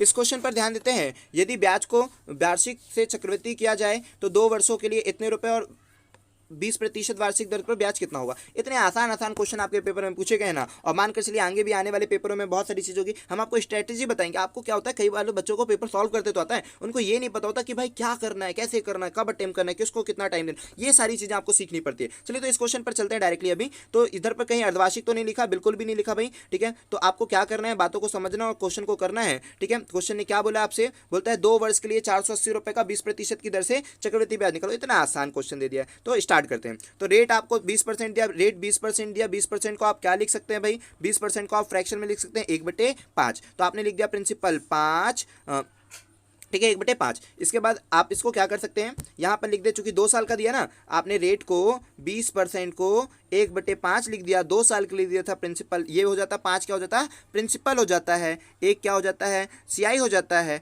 इन दोनों को जोड़ेंगे तो अमाउंट कितना हो जाएगा, 6 हो जाएगा। अब आपको क्या समझना है, ये चूंकि ये जो आया ना, ये 1 साल का रेशो आया, आपको तो 2 साल के लिए करना है। तो आपने 2 साल के लिए क्या बनाया कि 5 और 6, 5 और 6 2 बार लिख दिया, दोनों का मल्टीप्लाई कर दिया 25, और ये आ गया 36। अब ये जो आया इसका मतलब क्या होता है वो समझो। ये जो 25 है ये कहना चाहता है कि कोई भी धनराशि अगर आपने 20% की दर से 2 साल के लिए लगाई है तो 25 यूनिट प्रिंसिपल होता है। कोई भी धनराशि आपने 20% की दर से 2 साल के लिए लगाई है तो अमाउंट उसका 36 यूनिट मिलता है। इन दोनों का जो भी अंतर आएगा वो सीआई होता है। तो अब आपको जो दिया है वो बराबर बताओ, जो निकालना है वो पूछ लो, ठीक है। तो यहाँ पर भाई हमने निकाल दिया ना। अब हमको क्या दिया भाई, ये प्रिंसिपल दिया, तो प्रिंसिपल तो आपने बताया ना 25 यूनिट आया, तो 25 यूनिट किसके बराबर है, 4800 के बराबर। आपको क्या निकालना है, सीआई निकालना। तो सीआई भाई 25, एक आया था 25 और एक आया था 36, इन दोनों का अंतर कितना है, 1 और 1 11। तो 25 से इसको काट देते हैं, ठीक है। ये कितना है भाई 4800 ना, इसको काट देते हैं तो 25 से जब आप काट देंगे तो 25 एकम 25 हो जाएगा। फिर कितना बचा आपके पास,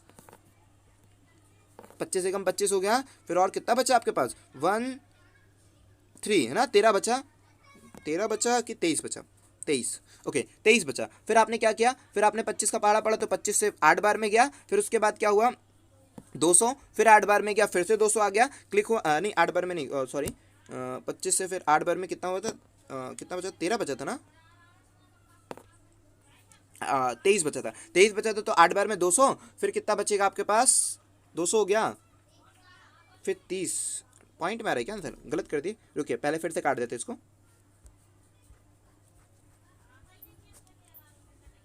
क्या दिया था, चलते हैं 25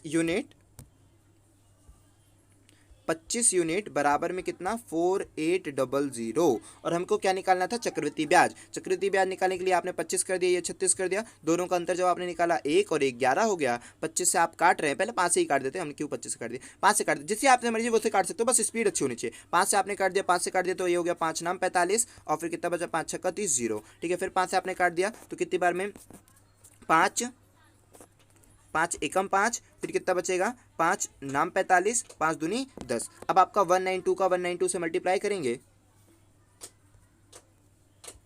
कहीं कुछ गलत कर रहे हैं क्या? कहीं कोई गलती कर रहे हैं क्या? लास्ट में ज़ीरो अपना क्यों नहीं आ रहा? चलिए तो देखते हैं फिर से। तो सबसे पहले आपने देख लिया था ना कि 25 यूनिट कितने बराबर था, 4800 के बराबर था।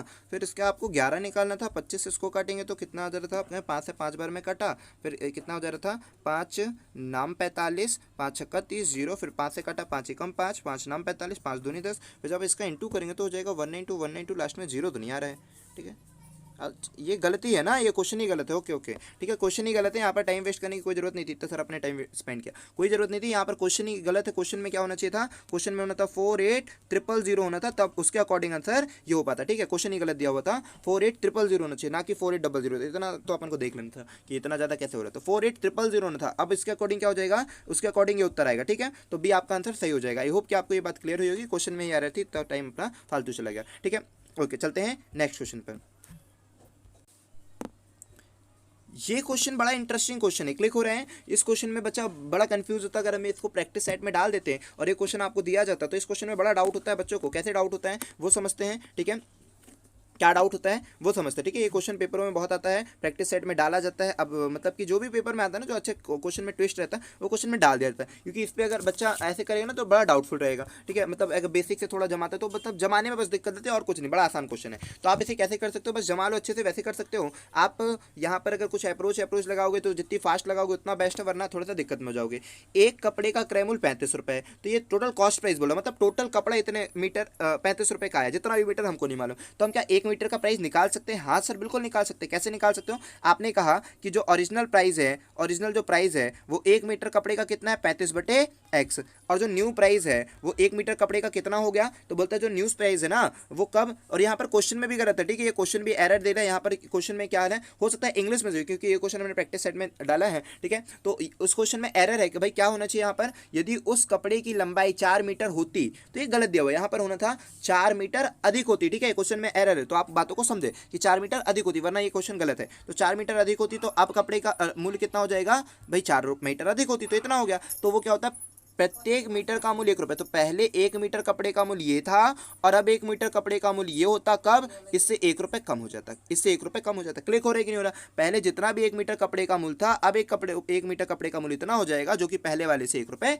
कम है। बस इसी को इक्वेशन के तौर पर जमा दो कि पहले कपड़े 1 मीटर कपड़े का मूल्य ये है, इस मूल्य से 1 रुपये कम हो जाता, कब, जब 4 मीटर अधिक हो जाते कपड़े की लंबाई। तो आपने डिवाइड कर दिया कि जितने टोटल 35 रुपये खर्चा करना, जितना मीटर अभी लाना, पहले का 1 रुपये माइनस कर दिया। आप इसको सॉल्व कर दीजिए, एक इक्वेशन बनेगी। लेकिन हमेशा हमें इक्वेशन से बचना है, तो इक्वेशन से बचना है। आप यहाँ पर ऑप्शन उठाएं, ऑप्शन पे पुट करें कि कौन सी वैल्यू से सेटिस्फाई हो जा रहा है। ठीक है, तो हम यहाँ पर ऑप्शन उठाते, पहले हमने 10 ही उठा लिया। ठीक है, ऑप्शन पहले आपको ऐसा उठाना जो कट जाए, जैसे आप 14 उठा सकते हो। ठीक है, 14 उठा सकते हो और 10 उठा सकते हो, क्योंकि इन दोनों से क्या हो रहा है, या तो कटेगा या फिर ईजी हो पाएगा। तो हमने पहले क्या उठा दिया, 14 उठा दिया। पहले हमको 10 उठा लेना, जो भी आपको बेस्ट लगे ऑप्शन, क्योंकि यहाँ पर ऑप्शन, क्योंकि इक्वेशन जमाएंगे ना तो थोड़ा सा हौच पौच हो सकता है। ठीक है, तो हमने क्या उठाया, 10 उठाया, तो 10 उठाकर देखा तो ये हो गया 3.5 माइनस कर दिया 1, और यहाँ पर कितना हो जाएगा, यहाँ पर 3.5 माइनस कर दिया 1, यहाँ पर कितना हो जाएगा भाई, यहाँ पर आपका हो जाएगा 35 और बटे में 14। ठीक है, 10 उठाया तो अब 3.5 माइनस 1 कर दिया तो ये हो गया 2.5, और ये हो गया 14 को जब आपने डिवाइड किया 35 से तो पहले हो गया 14 कम 14, 14 दूनी 28, फिर कितना बच गया आपका 14 दूनी 28 के बाद कितना बच जाएगा आपके पास 7, 14 पंजे 70। तो हाँ बिल्कुल 10 सेटिस्फाई हो गया, आगे बढ़ो। ठीक है, इस क्वेश्चन को आपको सेटिस्फाई से ही करना। ठीक है, पहला तरीका तो ये जमाने का हमने दिखा दिया, दूसरा तरीका भी जमाना, इक्वेशन जमा के करोगे, लेकिन नहीं, सबसे बेस्ट आपका यही पड़ेगा कि आप इस तरह से जमा दो, फिर ऑप्शन से करो। ठीक है, ऑप्शन से मदद लो तो बड़ा आसान पड़ पाएगा। इसका आंसर कितना हो जाएगा, 10 मीटर, बिल्कुल सही आंसर हो जाएगा। चलते हैं नेक्स्ट। अब इस डाटा को पढ़ना। ठीक है, डाटा तो इतना आसान आता है, रेलवे में बड़ा आसान आता है। ठीक है, रेलवे क्या और भी एग्जाम में ना, सारे एग्जाम में बड़ा आसान सा आता है डेटा, बस आपको उसे ऑब्जर्व करना, फटाक से क्लिक कर देना है। तो यहाँ पर क्वेश्चन क्या पढ़ते हैं, 2014 में ईएमआई पर किया गया खर्च, किराने पर किए गए खर्च का कितना प्रतिशत, इतना आसान सा क्वेश्चन बोलता है। तो 2014 पे ईएमआई पर खर्च निकालते हैं, तो 2014 ये है भाई, इसके ईएमआई पर खर्च कहाँ पर, ईएमआई पर खर्च इतना है, और क्या पूछा है कि इसका किराने का खर्च, का किराना कहाँ पर ये है, इसका कितना प्रतिशत है। तो जिससे भी कंपेयर करने को बोलता है उसको नीचे रखते हैं, जो भी बोलता है उसको ऊपर रखते हैं, हैं, बात प्रतिशत में बतानी थी, 100 का इंटू कर दिया, पॉइंट हटाया, जीरो लगे, एक जीरो से एक जीरो काट दिया, ऊपर आ गया 470 डिवाइडेड बाय कितना, 470 डिवाइड बाय 52, ठीक है, तो यहाँ पर 52 कर दिया। फिर आपने जब इसको सिंप्लीफाई किया तो फिर कितना आना चाहिए वो देख लेते हैं, ठीक है, 470 डिवाइड बाय 52, तो आपने जब इसको सिंप्लीफाई कर तो आप सिंप्लीफाई ही करना, अब आपके ऊपर कि आप किससे काट रहे हैं, कैसे काट रहे हैं, ठीक है। तो पहले हम 4 से ही काट के देख रहे हैं, 4 एकम 4, 4 तिया 12, फिर 4 एकम 4, फिर कितना बचेगा, 3 बचेगा, फिर 4 अट्ठे 32, फिर 2 बच गया, 4 पंजे 20, फिर उसके बाद आपने जब सिंप्लीफाई किया तो 13 185/13 बच गया, 185/13 को जब आपने सिंप्लीफाई किया तो कितना हो गया, 13 एकम 13 और 13 पंजे 65, तो सही 13 एकम 13 और कितना कितना बच, सॉरी है ना, 13 एकम 13 और फिर कितना बच गया भाई 5, तो फिर कितना हो गया 55 हो गया, ठीक है, तो 55 हो गया, तो 13 3 39 13 चौको 52 है ना, 13 चौको 52 हो जाएगा, फिर कितना बच गया, तब भी 3 बच गया। तो पॉइंट देख लेते क्या एक ही दो ऑप्शन तो नहीं है ना, कई बार हमको ऐसे मदद लेनी होती, कैसी मदद भाई कि कहीं एक ही ऑप्शन तो नहीं है 13 दशमलव, तो यहाँ पर देखिए एक ही ऑप्शन है भाई 13 दशमलव, तो क्यों फिर आगे बढ़े, मतलब 14 दशमलव, सॉरी 14 दशमलव ना, 14 दशमलव एक ही ऑप्शन है, तो फिर हम क्यों आगे बढ़े, हमको वही क्लिक करके आगे बढ़ जाना, फटाफट इन सारी चीज़ों को कर रहे हैं, सारी चीज़ें ऑब्जर्व करनी है आपको, इस तरह से क्वेश्चन करके आगे बढ़ जाना, ठीक है। चलते हैं अपन नेक्स्ट क्वेश्चन पर। तो नेक्स्ट क्वेश्चन पर भी ये डाटा दिया और नेक्स्ट क्वेश्चन में क्या पूछा है वो देख लेते हैं। नेक्स्ट क्वेश्चन पे आपसे पूछ रहा है 2014 में EMI पर किया गया खर्च किराने पर किए गए खर्च का कितना प्रतिशत है, ठीक है। तो EMI पर किया गया खर्च किराने पर, तो इसका तो आंसर अपन ने निकाल दिया ना 14.23। अब आगे बढ़ते हैं, नेक्स्ट क्वेश्चन देखते हैं कि नेक्स्ट क्वेश्चन क्या है आपका। प्रति वर्ष मनोरंजन पर औसत खर्च कितना है, प्रति वर्ष मनोरंजन पर औसत खर्च, तो प्रति वर्ष मनोरंजन पर औसत खर्च निकालना है, तो मनोरंजन का प्रति वर्ष, तो इसका मतलब इनको जोड़ना है, फिर डिवाइड बाय कितना कर देना है, 1 2 3 5 4 कर देना, 1 2 3 4 5, ठीक है, तो पूरे 5 कर देना, डिवाइड बाय जोड़ के 5 कर, तो डिवाइड बाय हो गया, इतना आसान तो दे रहा है, तो फिर 5 5 ये 10 हो गया, 10 के बाद फिर कितना हो जाएगा, 9 और 1 10 हो गया, और 12 हो गया, मतलब 22 का 2 हो गया, ठीक है, 22 के 2 हो गया, फिर 2 कैरी हो जाएगा, 2 कैरी हो गया आपका, तो 2 कैरी हो गया तो कितना हो गया, 7 7 14 हो गया, 14 और ये 6 20 हो गया, 20 के बाद ये कितना हो जाएगा, 20 और 8 का आपका 28 हो गया, 28 और 5 कितना हो गया, 28 5 33 हो गया, 33 और 2 कितना हो गया, 2 था ना कैरी, 33 और 2 हो गया 35, तो ये हो गया 35 डिवाइड बाई 5, 35.2 ना, 35.2 डिवाइड बाई 5, 5 7 35, 7 दशमलव कितना हो जाएगा 04, ठीक है। तो देखते हैं आंसर में 7.04 है क्या, 7.04 हो गया, लेकिन ये याद रखिए कि ये क्या है भाई, ये आपका हजारों में दिया है, इसलिए आपका कितना हो जाएगा, इसमें जब आप 1000 का गुणा कर देंगे तो 7040 आपका राइट आंसर हो जाएगा। चलते हैं नेक्स्ट क्वेश्चन पर, ठीक है। तो ये देखा हमने कितना हो गया आपका 77040 आपका राइट आंसर हो जाता है। चलते हैं नेक्स्ट क्वेश्चन पर। अब बोलता है वर्ष 2012 के लिए कुल घरेलू खर्च कितना है, तो 2012 के लिए कुल घरेलू खर्च को समझते हैं, ठीक है। तो 2012 के लिए हमें क्या करना पड़ेगा, कुल घरेलू खर्च देखना है इसका। इसने क्या पूछा, 2012 में कुल घरेलू खर्च ना, इसने केवल मनोरंजन और ये चीज़ें नहीं बोला, कुल घरेलू खर्च बोला है, तो कुल घरेलू खर्च बोलता है, तो हम 2012 में चलते हैं भाई और देखते हैं 2012 में कैसे खर्च आ रहे हैं। तो 2012 के ये है, ठीक है, ये आपका खर्च कहलाएगा, तो इसको आप पूरा जोड़ लीजिए, किसको भाई गलत मार्क कर दिए, ठीक है, आपका ये वाला खर्च है 2012 का, तो इस पूरे खर्च को जोड़ लीजिए। चलिए, तो इसमें हमने ऐड किया, तो इसको ऐड किया रहे तो कितना हो रहा है 2012 का, अगर हमने ऐड किया तो 2012 में जब इसको आप ऐड करेंगे तो कितना पाएंगे भाई, इसको जब आप ऐड करेंगे तो 80 ये आपका कितना हो जाएगा, पूरा सम 89.9 आपका आंसर हो जाएगा, चूंकि हजारों में है तो 89900 आपका राइट आंसर हो जाएगा। देखते हैं ऑप्शन नंबर किस में, 89900, ठीक है, ऑप्शन नंबर किस में आपका वो देखते हैं।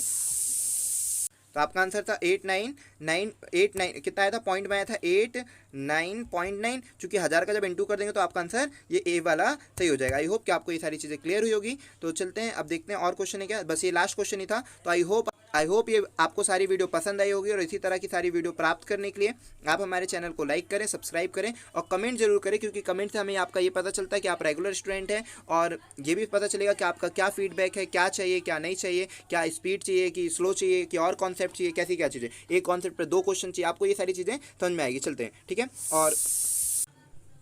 और इसी तरह आप हमारी वीडियो को देखते रहें। प्रीवियस वीडियो जो भी हमने डाली है वो सारी व्यू ऑफ एग्जाम बहुत इंपॉर्टेंट है, और अगर आप एनटीपीसी की तैयारी कर रहे हैं तो हमारी सारी वीडियो को जरूर देखें, वो आपके एग्जाम में बहुत सारी मदद करने वाली है। चलिए, जय हिंद दोस्तों।